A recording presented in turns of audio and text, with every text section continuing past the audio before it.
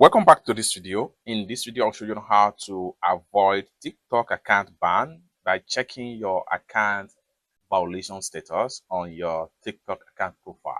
Let me show you how. The very first thing you want to do is to go ahead and open up your TikTok app.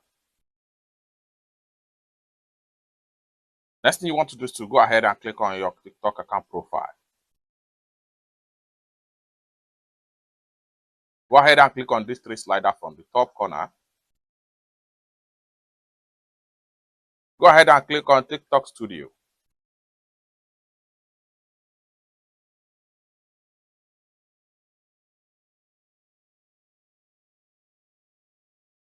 Now you are here. From your TikTok Studio right here, scroll down right here. Continue to scroll down. Continue to scroll down under the more tools right here. What you need to do is to go ahead and click on account check. So click on that. So allow the check to run completely. Once it's run completely, you will be told if you have any TikTok policy violation right here. So once you have any violation right here, it is now your responsibility to fix the problem in order to avoid TikTok account ban. This is very important for every TikToker or everyone that have TikTok account.